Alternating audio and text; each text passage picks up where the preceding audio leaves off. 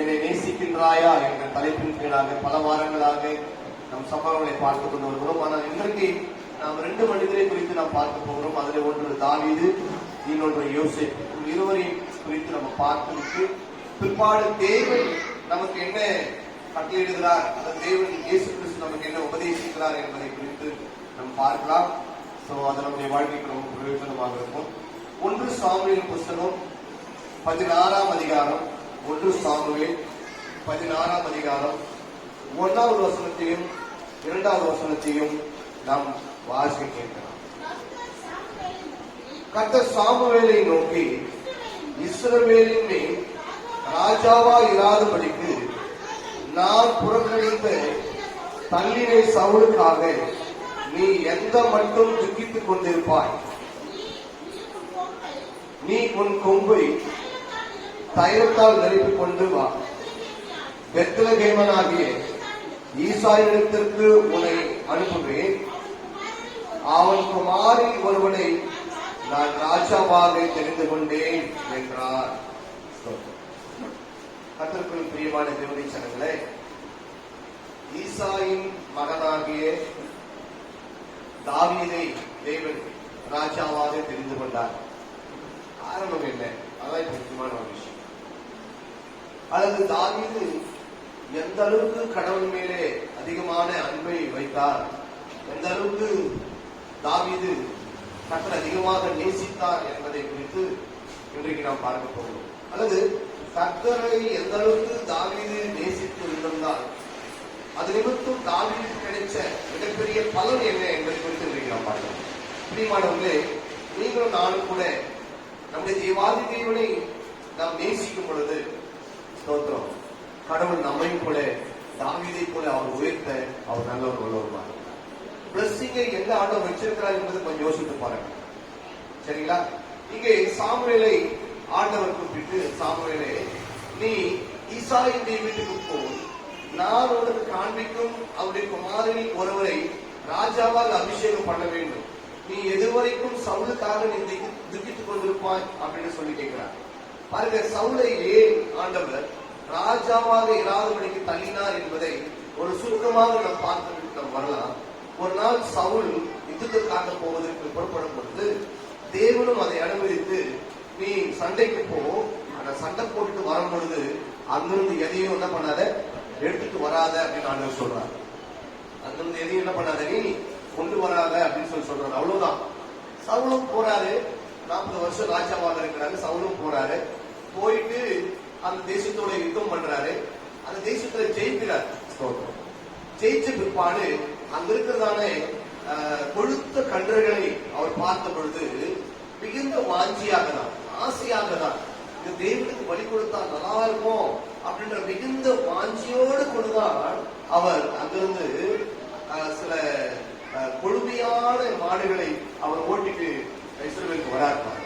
ஆண்டவர் கேட்கிறார், நீ எதுக்கு இதெல்லாம் எடுத்து வந்த அப்படின்னு கேட்கிறார். நான் தான் உன்னை எதுவுமே எடுத்து வரணும்னு சொல்லி சொன்னல, நீ ஏன் இதை எடுத்துட்டு வந்தாலும் கேட்கிறார் ஆண்டவர். அதுக்கு சவுல் சொல்றா, பலி கொண்டு வந்தேன். அதாவது தனக்கு கொண்டு வந்து ஆண்டவருக்கு என்று வழிபடுவது அப்படி இல்லை, உண்மையாகவே தேவனுக்காக தான் அவன் கொண்டு வந்தான். இது தவறா? இது தவறா? பிரியமானவர்களே, தவறுதான். ஏன் சொன்னார்? அவர் சொன்னார், நீ எதையும் அங்கிருந்து கொண்டு வர, நீ எதையும் அங்கிருந்து கொண்டு வர, நான் சொல்லுகிறதுக்கு நீ இணங்கணும். அதுதான் அந்த முக்கியமான பாயிண்ட். ஆக இங்க உட்கார்ந்து கொண்டிருக்கிற நீங்களா இருந்தாலும், இங்கே போதிக்கிற நானாக இருந்தாலும், நம்முடைய லைஃப்ல பிளஸ்ஸிங்கை பெறுவதற்கு அவர் என்ன சொல்லுகிறாரோ அதை நாம் செய்யணும். அல்லேலூயா சொல்லுகிறேன். ஒரு வாரத்துல நம்ம ஒரு 5 பேரை குறித்து பைபிள்ல பார்க்கலாம். ஆண்டவருக்கு வாஞ்சியாய் செஞ்சவங்க எப்படியெல்லாம் பிளஸ்ஸிங்கை எழுத போயிட்டாங்க என்பதை குறித்து ஒரு வாரம் நம்ம பார்க்கலாம். ஆண்களை பிரியமானவர்களே, இதுக்காக ஆண்டவர் செஞ்ச காரியம் என்ன அப்படின்னா, சவுலுக்கு நீ இனி ராஜாவா இருக்க முடியாது. என்ன தப்பு? பெரிய தப்பு. என்ன பண்ணிட்டாரு தப்பு? சவுல் என்ன தப்பு பண்ணிட்டாரு? ஆண்டவருக்கு பலி கொடுப்பதற்கு அங்கிருந்து சில காளைகளை கொண்டு வந்தார். நான் தான் சொல்றேன், நான் சொல்லுகிறேன், நீ அதை என்ன பண்ண வேண்டாம், கொண்டு வர வேண்டும். இன்னைக்கு நிறைய விஷயங்கள் நமக்கு ஆண்டவர் சொல்லியிருக்கிறார். அது நம்ம என்ன பண்ணக்கூடாது, செய்யவே. நிறைய விஷயங்கள் ஆண்டவர் நமக்கு சொல்லி இருக்கிறது செய்ய என்று சொல்லியிருக்கிறார். அதை நம்ம என்ன பண்ணணும், செய்யணும். எதை செய்யணும்னு சொன்னாலும் நம்ம செய்யணும், எதை செய்யக்கூடாதுன்னு சொன்னாலும் அதை நம்ம என்ன பண்ணக்கூடாது, செய்யக்கூடாது. அப்புறம் பாருங்க வாழ்க்கை ஆசீர்வாதத்தை வித்தியாசமாய் காணணும். ஆகினால்தான் ஆண்டவர் சவுலை தள்ளினார். ராஜாவாக நீ இருக்கவே முடியாது. இவ்வளவு பெரிய போஸ்டிங், 40 வருஷம் அவரு இஸ்ரவேல் தேசத்துக்கு ராஜாவாக இருக்கிறார். இல்ல, நான் சொன்னபடி நீ செய்யணும். நீ ராஜாவா இருப்பதற்கு நீங்க என்ன கிடையாது. சரி, யார் அடுத்து ராஜாவாக நியமிக்கிறோம்? அவ்வளவு லட்சாதி லட்ச ஜனங்கள் இஸ்ரவேல் தேசத்தில் இருக்கும்போது யார் பர்ஃபெக்டான மனுஷன், யார் சரியான மனுஷன் என்று பார்க்கும் பொழுது தாவீதை ஆண்டவர் தெரிவித்தார். Why? Because ஆண்டுடைய இருதயத்திற்கு மிக ஏற்றமான ஒரு மனுஷன், ஆண்டவருக்கு ரொம்ப பிடிச்சமான ஒரு மனுஷன் தாவீது. சில சமயங்கள் யோசிப்பேன் நான் இன்னைக்கு உலகத்தில் நிறைய மக்கள் இருக்கிறாங்க, நிறைய நாடுகள் இருக்கு. அப்பனா பாத்தீங்கன்னா ஒரே ஒரு நாடு ஆண்டவருக்கு, என்ன நாடு? இஸ்ரவேல் மட்டும்தான். பக்கத்துல இருக்கிற எகிப்துக்கு கவலை கிடையாது. ஏன்? பக்கத்துல இருக்கிறதானே பாலஸ்தீனா, பக்கத்துல இருக்கிறதானே யோதோமியர். யோதோமியர்ல யார் தெரியுங்களா? யாக்கோபுடைய அண்ணன் ஏசாவுடைய நாடு. ஸ்தோத்திரம். யோசேப்புடைய பெரியப்பா வீடு. அதெல்லாம் கூட அவங்க கூட ஆண்டவருக்கு பிடிக்காது. ஆனா யாரை பிடிக்கும்? இஸ்ரவேல் ஜனங்கள் ரொம்ப பிடிக்கும் ஆண்டவர். அப்ப அவ்வளவு ஜனங்கள்ல தாவீதுக்கு சொல்லி நிறைய ஜனங்கள், நிறைய நாடுகள் இருக்கு. இன்னைக்கு பொருளாதாரிகள் எல்லாருமே ஆண்டவரை ஏற்றுக்கொள்ளலாம். இப்போ இதுல யாரை பிடிக்கும்? நான் யோசிப்பேன், ஆண்டவரே என்ன உங்களுக்கு ரொம்ப பிடிக்குமா? ஒரு இருதயத்துக்கு நான் ஏற்றவனா இருக்கிறேன்னா சொல்லுங்க, இன்னும் நான் எதனா செய்யணுமா அப்படின்னு சில சமயங்கள் நான் யோசிப்பேன். இல்லையா? பிரியமான கர்த்தருடைய பிள்ளைகளே, இருதயத்துக்கு ஏற்றவன் என்றதை குறித்து தேவன் தாவீது குறித்து அவர் குறித்திருக்கிறார். பாருங்க, தாவீது செய்த தவறை குறித்து பார்க்கும்போது எல்லா சபைகளிலுமே பிரசங்கம் பண்றாங்க. தாவீது பண்ண மிஸ்டேக் தான். எல்லா புது விசுவாசிலிருந்து பழைய விசுவாசிகளுக்கு வரைக்கும் தெரியும் அவர் என்ன மிஸ்டேக் பண்ணாரு அப்படின்னு. எல்லா சபையிலும் அதை குறித்து என்ன பண்றாங்க? பிரகடமாக பிரசங்கம் பண்றாங்க. ஆனா ஒரு வசனத்தை குறித்து யோசிக்கிறது என்ன? நாம் எடுத்தவர்கள் வாசிக்கலாம். என்ன வசனம் என்று சொல்லி சொன்னால் 1 ராஜாக்கள் புத்தகம் 15ஆம் அதிகாரம் 5ஆம் வசனத்தை நம்ம வாசிக்கலாம். 1 ராஜாக்கள் 15ஆம் அதிகாரம் 5ஆம் வசனம். 1 ராஜாக்கள் 15ஆம் அதிகாரம் 5ஆம் வசனம். எடுத்தவர்கள் சத்தமாய் வாசிங்க பார்க்கலாம்.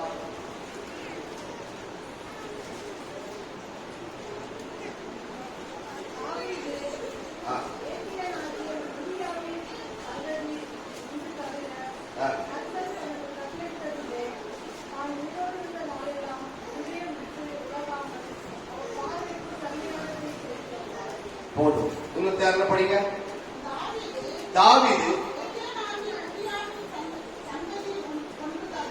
உரியா சங்கதியை தவிர கர்த்தர் தனக்கு கட்டளையிட்டதிலே தான் உயிரோடு இருந்த நாளெல்லாம் ஒன்றையும் ஒரு கட்டளையும் விட்டு விலகாமல் அவர் பார்வைக்கு செமையானதே அவர் செய்தார். அப்போ தாவீது வாழ்ந்த நாள் எல்லாமே எதில் தவறு தான் பண்ணிருக்கிறார்? ஒரே ஒரு தவறு தான் பண்ணிருக்கிறார். ஒரு தவறை தவிர கர்த்தர் தனக்கு கட்டளையிட்ட எல்லா காரியத்திலேயும் தாவீது இப்படி விலகாமல் அதை செய்து முடித்ததுனால கடவுள் படிக்காத அவரை, ஒன்றும் அறியாத அவரை, ஆளுகள் வைத்துக் கொண்டிருக்கிற அவரை ராஜாவாக தேவன் அபிஷேகம் பண்ணினார். அல்லேலூயா. சாமுவேல் காலையில எழுந்து ஈசாயினுடைய வீட்டுக்கு போனார். எதுக்கு போனார் ஈசாயினுடைய வீட்டுக்கு? ஆண்டவர் சொன்னார், அவருடைய மகன் பிள்ளை ஒருவனை ராஜாவாக நீ அபிஷேகம் பண்ணுவதற்காக கோலை எடுத்து தைலத்தினால நிரப்பி போயிருக்கிறார். அப்பா கூட தாவீதை கொண்டு வந்து அந்த ராஜாவை அபிஷேகம் பண்றதுக்கு லைன்ல நிக்க வைக்கவே இல்லை. அப்பா, பெத்த அப்பா மீதி புள்ளியெல்லாம் நிக்க வச்சுக்கிறாரு. ஆனா அந்த புள்ளி என்ன பண்ணவே இல்லை, நிக்க வைக்கவே இல்லை.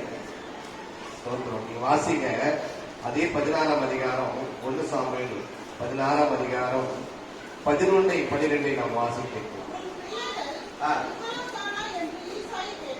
சாமுவேல் கேட்கிறாரு ஈசாயை பார்த்து, ஈசாய் உன் பிள்ளைகள் இவ்வளவுதானா? ஒரு பையன் கிட்ட போறாரு அபிஷேகம் பண்றதுக்கு, ஆண்டவர் சொல்றாரு இல்ல இவங்க கிடையாதுங்கிறார். உணர்வாவும் கிட்ட போறாரு, இவங்க கிடையாதுங்கிறார். இப்படி 6 மகன் கிட்ட போய் நின்றாலும் கூட ஆண்டவர் சொல்றார் இவங்க கிடையாது இவங்க கிடையாது என்றார். இவ்வளவுதானா என்றார். அதற்கு அவர் இன்னும் எல்லோருக்கும் இளையவன் ஒருவன் இருக்கிறான், அவன் ஆடுகளை மேய்த்துக் கொண்டிருக்கிறான்.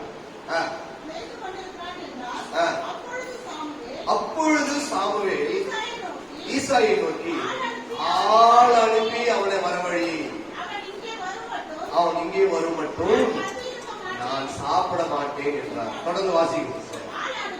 ஆள் அனுப்பி அவன் அனுப்பித்தான். அவன் சிறந்த மேனியும் அழகிய கண்களும் நல்ல ரூபமா இருந்தான். அப்பொழுது கர்த்தர் இவன் தான், நீ எழுந்து இவன் அபிஷேகம் வந்து என்றார். சொல்லுங்க, அன்னையே சொல்றேன், இவனை அபிஷேகம் பண்ணு என்றார். பிரியமான கருத்தை பிள்ளைகளே, புரிந்து கொள்ளுங்கள். ஏன் இவனை ஆண்டவர் ராஜாவாக அபிஷேகம் பண்ணினார்? அவன் ஒரு தவணையோட பண்ண தாவீது செய்ய வேண்டும். தேவன் அவனுக்கு என்ன கட்டளையிட்டாரோ அப்படியே அவன் என்ன பண்ண செய்ய முடிப்பான். பிரியமானவர்களே, நமது ஆண்டவராகிய இயேசு கிறிஸ்து நமக்கு சில உபதேசங்கள் உபதேசித்திருக்கிறார். போன வாரத்தில் நான் ஒரு காரியத்தை சொன்னேன். என்ன சொன்னேன் என்று சொன்னால், நான் பசியா இருந்தேன் எனக்கு ஆகாரம் கொடுத்தீர்கள், நான் தாகமா இருந்தேன் எனக்கு தண்ணி கொடுத்தீங்க, நான் காவலில் இருந்தேன் என்னை பார்க்க வந்தீங்க.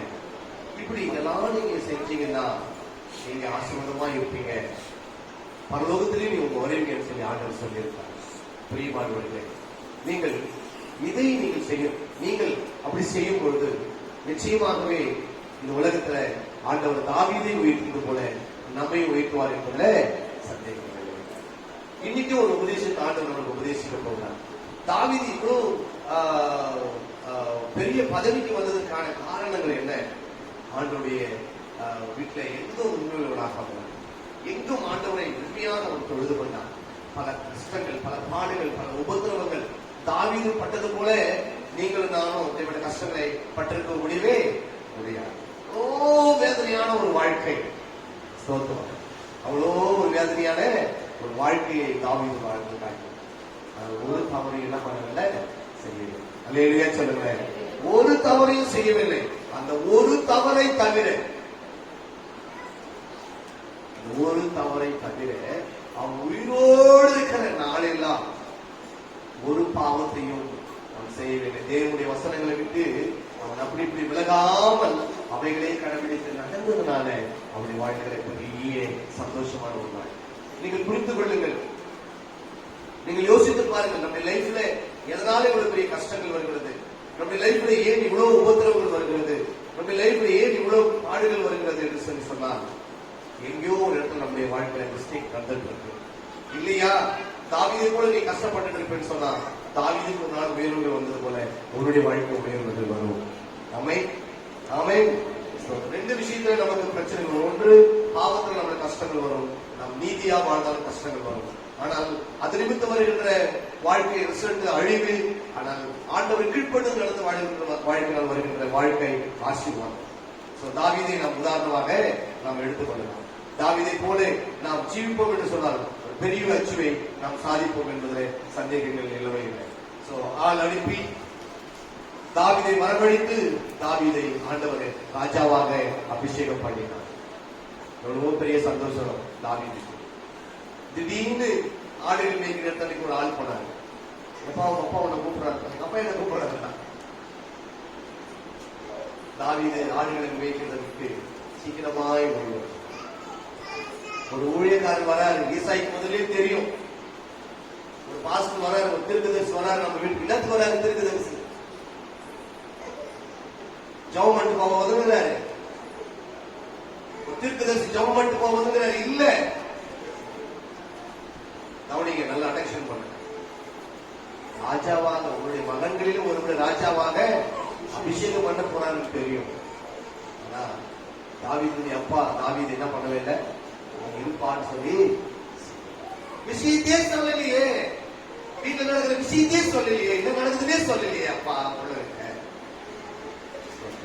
ஆனா ஆண்டவர் என்ன செய்தார், அவரை உயர்த்தினார், உயர்த்தி ஆசீர்வதித்தார். அது என்ன தெரியல, சில பெற்றோர்கள் பிள்ளைங்கிட்ட ஷேர் பண்ணவே மாட்டாங்க சில விஷயங்கள்.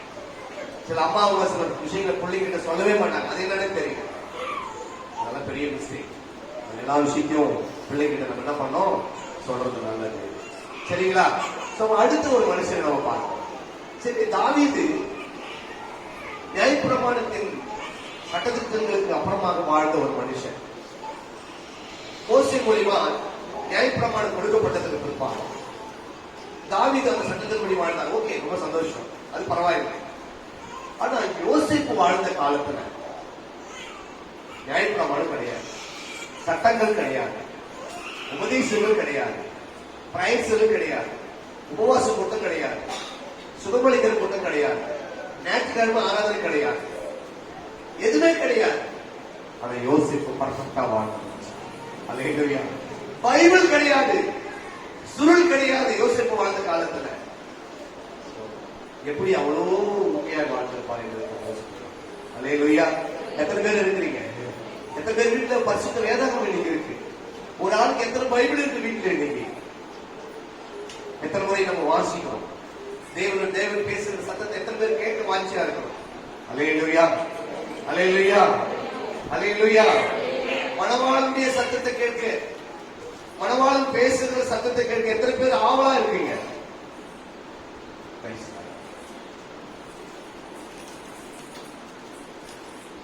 எவ்வளவு பணம் செலவாகுதுன்னு தெரியாது. எப்போ தெரியுமா? நிச்சயதார்த்தம் முடிஞ்சிச்சு சொன்னா, கல்யாணத்துக்கு முன்னாடி நிச்சயதார்த்தத்துக்கு அப்புறமாக மணவாளனுக்கு எவ்வளவு பணம் செல்போனுக்கு ரீசார்ஜ் பண்றதுன்னு தெரியாது. இந்த காலத்துல பரவாயில்ல, அன்லிமிட்டட் ஆயிடுச்சு. கால் போட்டு பேசணும்னா எவ்வளவு ஆகும்? மணவாளன் சத்தத்தை கேட்கணும், மணவாட்டிக்கு போன் போட்டுட்டே இருப்பாங்க. அவர் எங்க போறாரு, என்ன பண்றாரு, ஏது பண்றாரு. நம்முடைய மணவாளன் நமது ஆண்டவராகிய இயேசு கிறிஸ்து. சரிங்களா? மத்தேயு, மார்க்கு, லூக்கா, யோவான் 4 புத்தகம் நிறைய பேசியிருக்கிறார். நம்ம எதை கடைபிடிப்போம்? அவர் சத்தத்தை கேட்க நம்ம ஆசையா இருக்கிறோமா? ஆனால் யோசேப்பு அவன் வாழ்ந்த காலத்துல ஒரு உபதேசமும் கிடையாது. அது எப்படிதான் அவர் உபதேசிக்கப்பட்டாருன்னு இது வரைக்கும் எனக்கு தெரியாது. ஆதாம் காலத்துல இருந்து மோசே நியாயப்பிரமாணத்தை வாங்குற வரைக்கும் ஒரு உபதேசமும் கிடையாது. என்ன உபதேசம் யாருக்கு உபதேசிக்கப்பட்டதுன்னு தெரியல, எனக்கு தெரியல. அவங்கள சரியா வாழ்ந்தாங்க. அப்படி வாழ்ந்ததுனால அவங்க கிடைச்ச பேர் என்ன சொன்னா, ஆதியாகமம் 41ஆம் அதிகாரம் 41ஆம் வசனம். ஆதி ஆகமம் 41ஆம் அதிகாரம் 41ஆம் வசனம். எடுத்தவர்களுக்கு சத்தமா வாசிக்க பார்க்கலாம். பின்னும் பார்வோன் யோசேப்பை நோக்கி எகிப்து தேசம் முழுமையும் உன்னை அதிகாரியாக்கினேன் என்று சொல்லி, எகிப்து தேசம் முழுமைக்கும் உன்னை நான் அதிகாரியாக்கினேன் என்று சொல்லி, பார்வோன் தன் கையில போட்டிருந்த முத்திரை மோதிரத்தை கழற்றி அதை யோசேப்பின் கையிலே போட்டார். வெள்ளிய வஸ்திரங்களை அவனுக்கு உடுத்தி, பொன் சரப்பணியை அவன் கழுத்தில், தங்க செயினை, கோல்டு செயினை அவனுடைய கழுத்துல கற்பித்தார். தன்னுடைய இரண்டாம் விதத்தின் மேல் அவனை ஏற்றி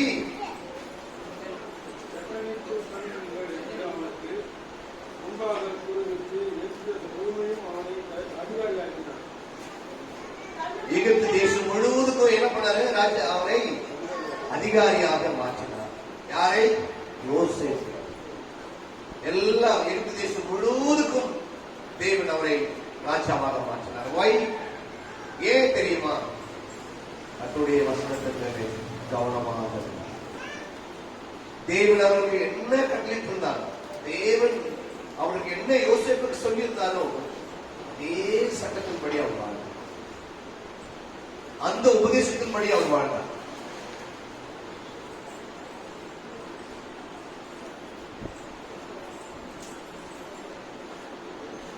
பிரியமான கர்த்தருடைய பிள்ளைகளே, பைபிளில் நிறைய வசனங்கள் பிடிக்கும். அதுல ஒரு வசனம் தான் இந்த யோசேப்பு சம்பவத்திலையும். யோசேப்புடைய ஸ்டோரி எல்லாருக்கும் தெரியும் தானே? கை தூக்குங்க. யோசேப்பு ஸ்டோரி தெரிஞ்சவங்க எல்லாம் கை தூக்குங்க. கையாவது தூக்குங்களேன். கூட்டாளியே உங்ககிட்ட நிறைய பேருக்கு யோசேப்பு விஷயம் தெரியல. பிரியமானவர்களே, ஒரு நாள் யோசேப்பு நிறைய பேருக்கு தெரியல. யோசேப்பு தன்னுடைய சகோதரர்களை பார்க்கும்படி போகிறார். யோசேப்புக்கு 10 அண்ணனுங்க. இந்த 10 அண்ணன்களை பார்க்க போகும் பொழுது இந்த 10 அண்ணன்கள் தன்னுடைய தம்பி ஆகிய யோசேப்பு மேல மிகவும் பொறாமை கொண்டு அவனை எப்படி ஆகிலும் கொன்று போட வேண்டும் என்று திட்டமிடுகிறார். காரணம் பொறாமை. யோசேப்புடைய அண்ணன்களுக்கு யோசேப்பு மேல பயங்கரமான ஒரு பொறாமை. அதனால சொந்த அண்ணனுங்க யோசேப்பு என்ன பண்ண நினைக்கிறாங்க? கொன்று போடணும். அதனால என்ன பண்ணாங்க அப்படின்னு சொன்னா, அவன் வருவதை காட்டில் அவன் வருவதை கண்டு அவனை 10 பேரும் அவனை பயங்கரமா அடிச்சு அவன் சரீரம் முழுவதும் அவனை காயப்படுத்தி யோசேப்பை ஒரு பெரிய குழியில் அவனை போட்டான். அவனுடைய வஸ்திரத்தெல்லாம் கைட்டு ஒரு ஓரமாக போட்டான். சில மணி நேரங்கள் அந்த குழியில இருந்தால் வெளியில என்ன நடக்குதுன்னே தெரியல. கொஞ்சம் நல்லா கவனிக்கணும். கொஞ்சம் வசனங்கள்லாம் ரொம்ப முக்கியமானது. ஏன் தெரியலன்னு கை தூக்குறீங்க, அப்படி கை தூக்காத இருக்கீங்கன்னா கவனிக்காதான் காரணம். இதை நான் ஒரு 20 முறை பிரசன்ட் பண்ணிருப்பேன் சர்ச்சில். அந்த யோசேப்பு கதையை எத்தனையோ முறை சொல்லிட்டு போனாங்க. அதனால கவனிங்க. அதுல ஒரு டீம் ரெண்டா பிரிஞ்சிச்சு. ஒரு டீம் என்ன பண்ணுது, யோசேப்பு அந்த குழியில் இருந்து எடுத்து போத்திபார் நாட்டு மக்களுக்கு அவனை விட்டுறான். ஒரு 20 வெள்ளி காசு கொடுத்துறான். நீங்க எங்க போய் குறைச்சு கவனிக்கிறீங்களா?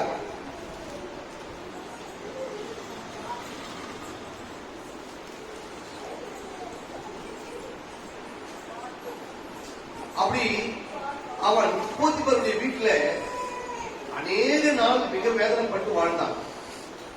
ரொம்ப கஷ்டப்பட்டு அவன் வாழ்ந்தான்.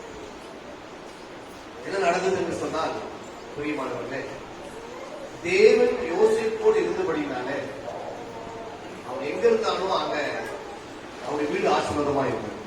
அல்லேலூயா. கவனிங்க. அல்லேலூயா. இந்த ராஜா ஒரு நாள், இந்த மந்திரி ஒரு நாள் வெளியே போக வேண்டியதா இருந்ததுனால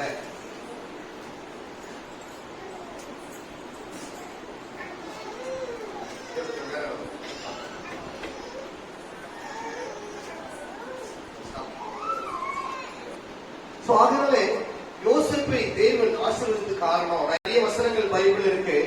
அதுல ஒரு வசனம் என்ன அப்படின்னு சொன்னா, இந்த யோசேப்பு வேற ஒரு நாட்டுல அடிமையா ஒரு வீட்டுல வேலை செய்துட்டு இருக்கும்போது அந்த ராஜா சொல்றாரு, ஒரு 6 மாசம் நான் இந்த ஊர்ல நான் இருக்க மாட்டேன் யோசேப்பு, நான் எல்லா அதிகாரத்தையும் நான் உனக்கு தரேன்.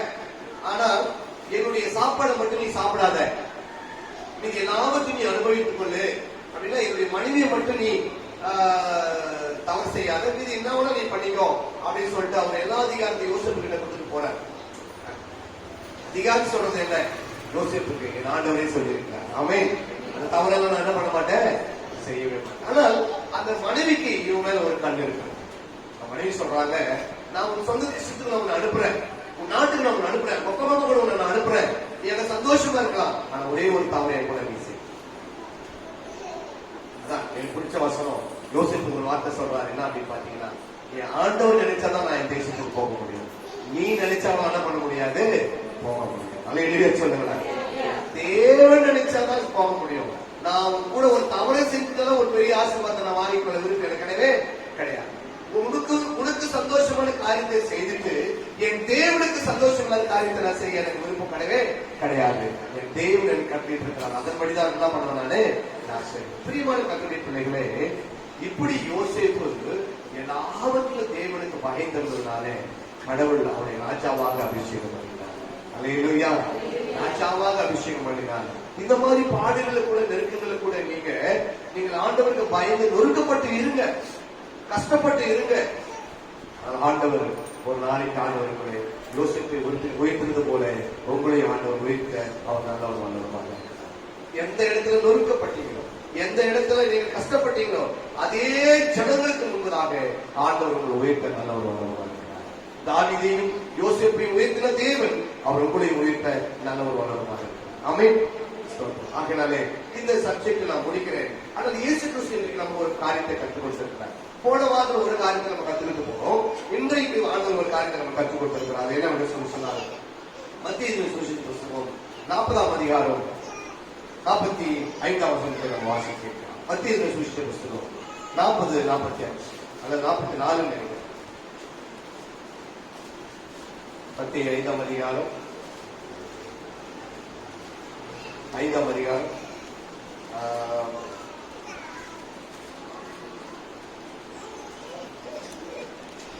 44ஆம் வசனம். நான் உங்களுக்கு சொல்லுகிறேன், உங்கள் சத்துருக்களை சிநேகியுங்கள்.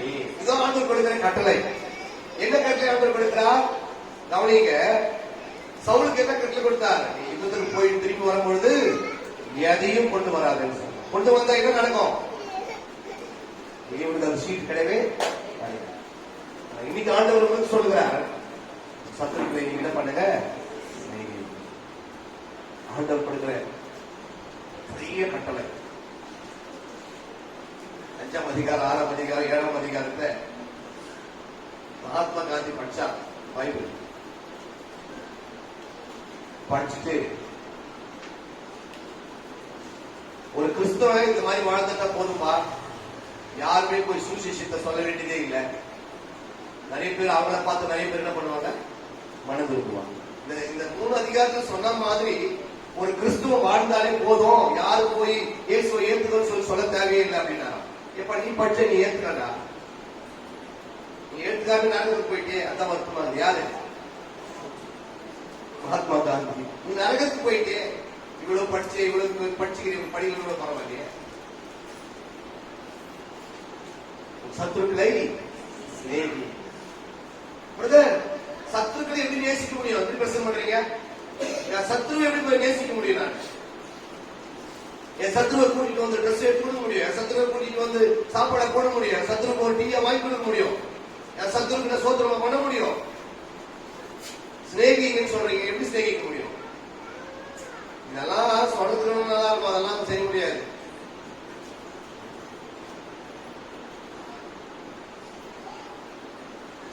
பத்து பேர் அண்ணன் தம்பி அடிச்சாங்க. 10 பேர் தம்பி என்ன பண்ணாங்க? 10 பேர் தம்பி அடிச்சாங்க. சில வருஷத்துக்கு அப்புறம் இந்த 10 பேர் ஒரு தம்பி கிட்ட போய் நிக்கிறாங்க. இது நம்ம தம்பின்னு அவங்களுக்கு தெரியாது. அங்க ராஜாவா இருக்கிறாரு. இப்ப இவங்க போய் நிக்கிறாங்க, சாப்பாட்டுக்கு போய் நிக்கிறாங்க. அங்க இவன் பாக்குறான் அவங்கள. யாரு? யோசேப்பு பாக்குறான். யாரு பாக்குறான்? அண்ணனுக்கு 10 பேர் வந்துக்கிறாங்க. அடிச்சவங்க 10 பேர் வந்து நிக்கிறாங்க. மொத்த கூட யாரு இல்லை, எல்லாமே வந்துக்கிறாங்க. சாப்பாடு இவங்க தான் இருக்கு, கடவுள் இவங்க தான் அதிகாரம் இருக்குது, இவங்க தான் ராஜா. கோதுமை இவங்க தான் புத்தகம் போட வீட்டுக்கு அமிச்சுது அவங்க அப்பா. நீங்களா தான் என்ன பண்ணுவீங்க?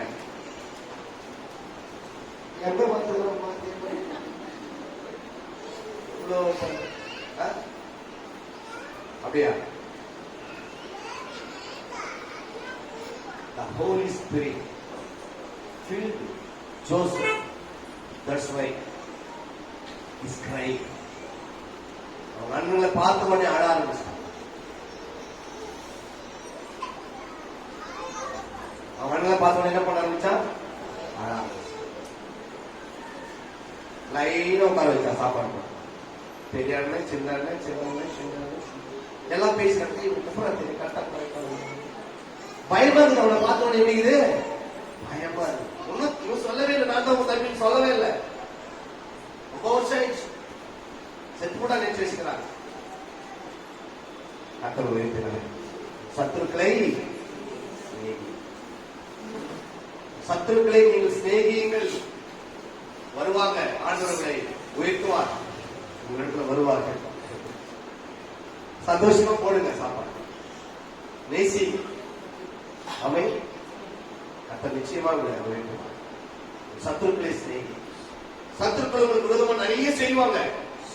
அவங்க திருப்பி நீங்க எதையும் செய்யாம இருக்கீங்களே, அதுவே நீங்கள் அவங்களை சிநேகிக்கிறேன். அல்லேலூயா. சத்துரு உங்களை ஏமாத்துவாங்க. யார் சத்துருவா இருக்க முடியும் நினைக்கிறீங்க நீங்க? இன்னும் பாயிண்ட் சொல்றேன். உங்க சத்துரு யாரும் இருக்க முடியும்? சொந்தக்காரா தான் இருக்க முடியும்.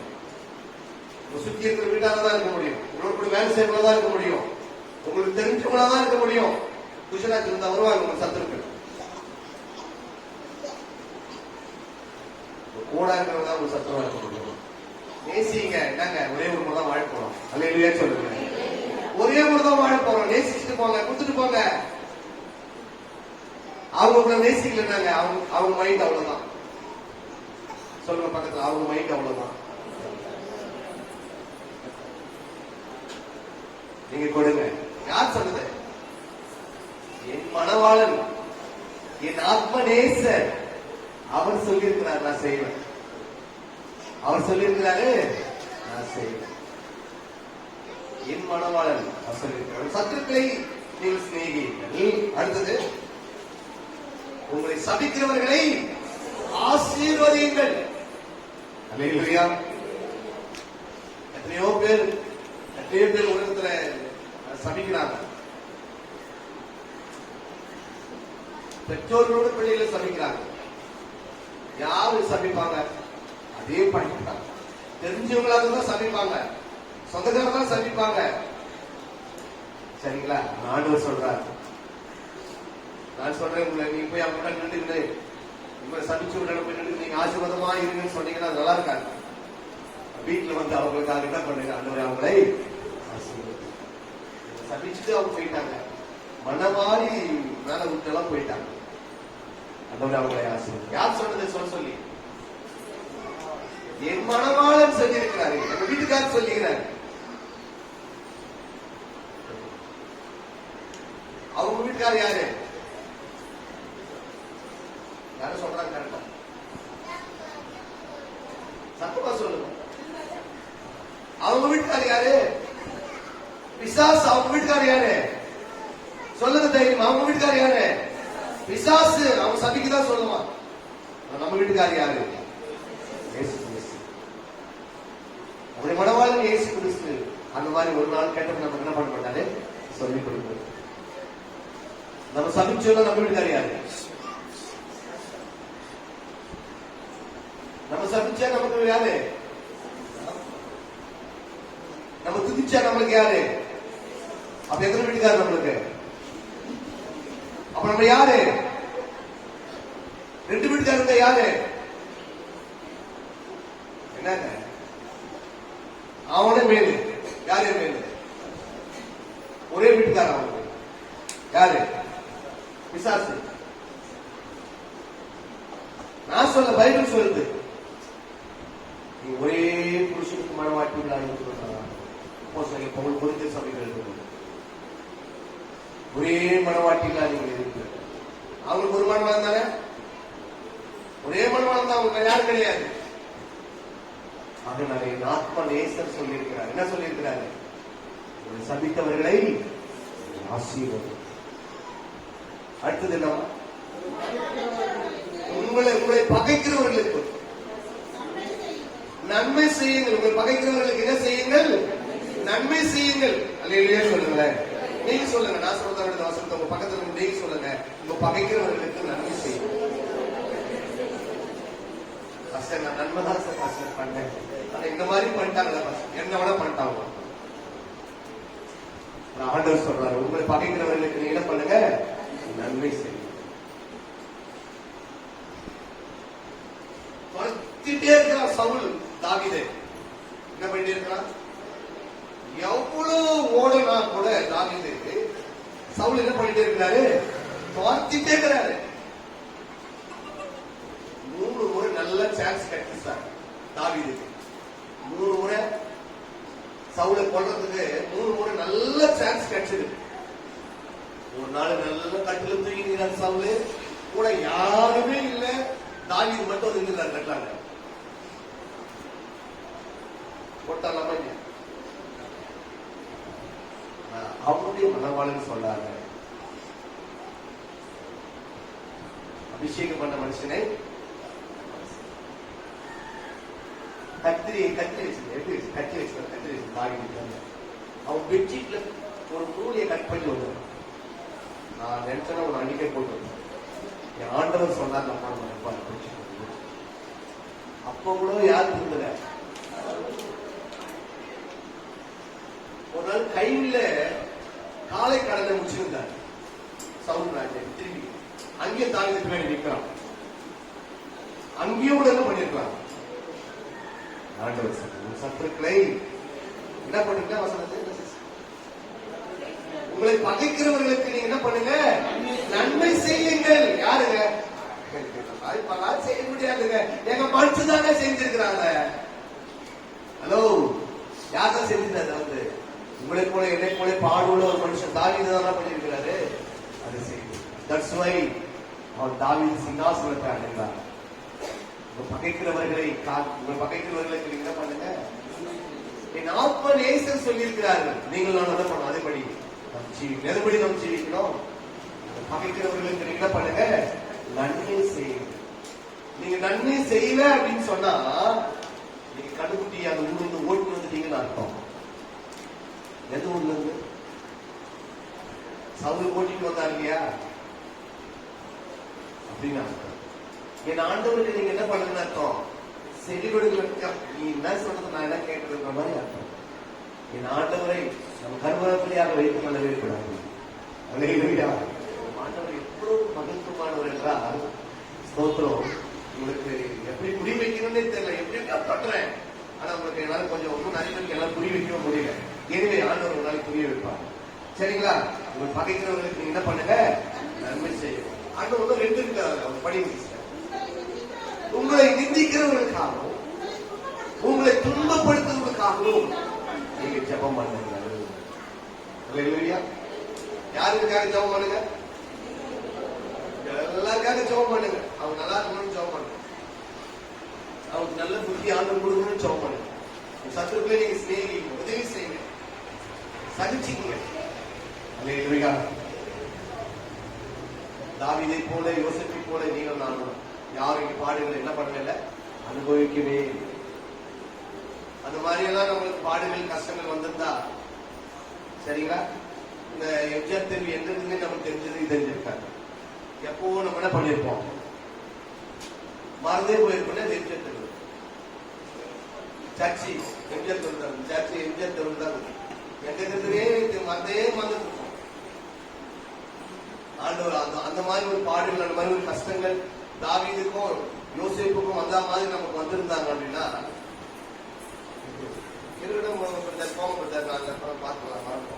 அப்படிதான் நம்ம என்ன பண்ணிருப்போம்.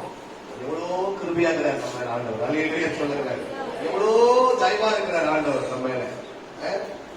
அதனாலே பிரியமானவர்களே, நீங்கள் யோசித்து பாருங்கள்.